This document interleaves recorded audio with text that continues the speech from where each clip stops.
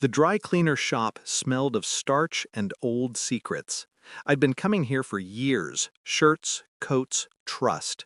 Tonight, it felt different. The owner wouldn't meet my eyes. His hands trembled when he held out my wife's coat. "Listen to me carefully," he whispered. "Grab your kids and leave this town before morning." My throat went dry. Why? He slipped a small sealed evidence bag from his apron. "Because I found this in her coat." Inside the plastic, a sliver of paper glowed like a match head. A bank transfer slip, offshore. The recipient name written in her hand, the amount obscene, and a photograph. My children's faces circled in red ink. I didn't argue, didn't blink, just turned, walked out, and drove home. By dawn, we were gone. I drove on autopilot, my children asleep in the back seat, their breath soft and oblivious. I could still hear the dry cleaner's whisper, the static between his words. Her coat had always smelled of cedar and perfume. Now it smelled like a grave. She had told me the long nights were for work, the trips out of state, the locked drawers. I believed her because belief was easier than proof.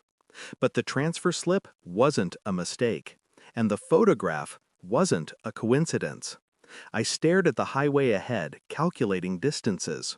Somewhere behind us, she was waking up, realizing the coat was gone, the kids missing. The chessboard flipped in an instant.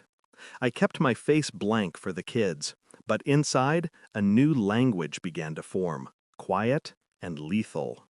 Motel rooms became our world. Anonymous sheets, humming refrigerators, neon bleeding through blinds. By day, I built a case. By night, I taught my kids to whisper and wait.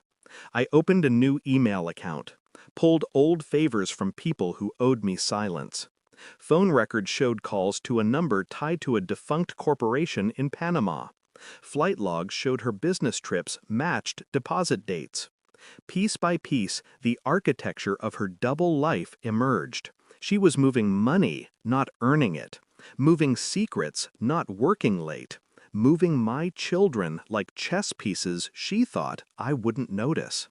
I didn't confront. Not yet. The evidence was still incomplete. I needed to know who stood behind her. When the final bank report arrived, my stomach went cold. The signature on the corporate filings belonged to her first lover, the one she swore had left her years ago. He hadn't. He'd been hiding in plain sight, funding her escape plan, and lining up a new identity for her, and custody of my children. I came back to the house on a Tuesday afternoon while she was at work, opened her safe with the code she didn't know I'd memorized. Inside, passports, cash, burner phones, and a ticket out of the country for her and the kids. Not me. No forged papers for me. No seat reserved. Just their three names, printed crisp and legal. That night, I sent her a single message. Meet me. Alone. She arrived at the diner looking clean and careful, like someone rehearsing innocence. I slid a folder across the table. Phone logs, bank slips, the photo with our children's faces circled, the plane tickets. She flipped through each page, slower, slower, as the mask dissolved. "It's not what it looks like," she whispered. I stared at her without blinking. It's exactly what it looks like. I didn't raise my voice. I didn't touch her. I simply slid a notarized custody order across the table, filed an hour earlier. Temporary emergency custody granted based on credible threat. Her own bank records as Exhibit A. She reached for it with shaking hands. "You can't do this." I already did. Her lover's face appeared on my phone screen, video call, live, unwitting. Behind him stood two federal agents. I had tipped them off with the evidence she thought I'd never find. "You built a trap for me," she said. "No," I said softly. "You built it yourself." Now I closed the door. Now the kids sleep in the next room of a safe apartment under a new lock. Their drawings are taped to the fridge. Their laughter sounds cautious but real. She's under investigation. His account's frozen. Their escape plan reversed, turned into a cage of paperwork and indictments. I stand by the window at night and watch the city breathe. The urge to rage is gone. What's left is quieter, sharper. I never hit her, never threatened. I only documented, calculated, removed the oxygen from her fire. Sometimes the kids ask if Mommy is coming back. I tell them she's away for a while. It's the cleanest truth I can give. I don't feel victorious. I feel finished.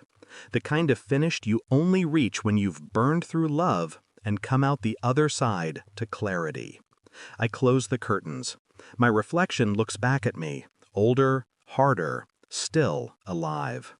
I took back my children, my name, my life. And as the night settles, one thought remains, cold and final. She will never circle their faces again. Thanks for watching. Don't forget to like, share, and comment. Subscribe now to Cheating Stories Insight World for more amazing stories.